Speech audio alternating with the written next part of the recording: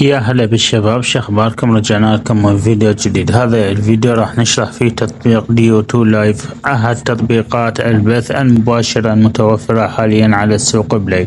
رابط التطبيق راح اترك لكم اياه بالوصف، تقدرون تدخلون على الرابط وتنزلون التطبيق وتستفادون من عنده. كذلك التطبيق يحتوي على وكالات لسحب الماسات التي تحصلها عن طريق الهدايا من خلال الغرف والبث المباشر. اول شيء خلونا نشرح كيفية إنشاء حساب في تطبيق ديو 2 لايف وشرح بعض المميزات. هذه هي الإذونات والسماح للتطبيق. هذه هي الواجهة الرئيسية لتسجيل الدخول أو إنشاء الحساب. عندك مجموعة من الخيارات لتسجيل الدخول، أولا عن طريق جوجل، عن طريق الفيسبوك، عن طريق رقم الهاتف. لكن بعض المرات رقم الهاتف ما يوصل الكود أو تكون هنالك مشكلة، فأنصح تسجيل الدخول عن طريق الإيميل. نقوم باختيار الإيميل ونرجع لكم.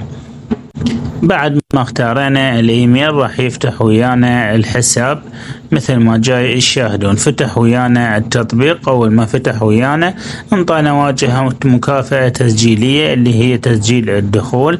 نضغط على تسجيل الحساب. حصلنا على 25 كريستال.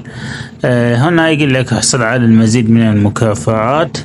هذه هي الغرف الرئيسية أو غرف البث المباشر. طبعا مثل ما جاي يشوفون، أي غرفة تقدر تدخل لها أو تستمتع مع الأشخاص والأصدقاء. هنا لدينا مطابقة فنضغط على إلغاء.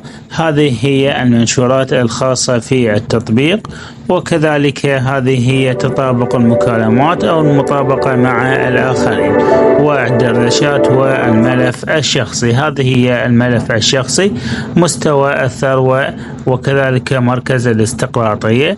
كذلك توجد فيها المهام ومتجر وكالتي وغرفة. إذا حبيت تنشئ غرفة نضغط على غرفة، اختر موضوع الدردشة، موسيقى وأصدقاء، من ثم تنطي إنشاء غرفة في تطبيق ديو 2 لايف.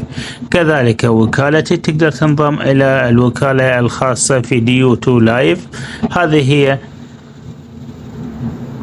الوكالات الخاصة في التطبيق، تقدر تراسل أي وكيل وتنضم لهم. طبعا تطبيق جدا حلو، أتمنى تستفادون من عنده، ولا تنسون من اللايك والاشتراك. مع تحياتي للجميع.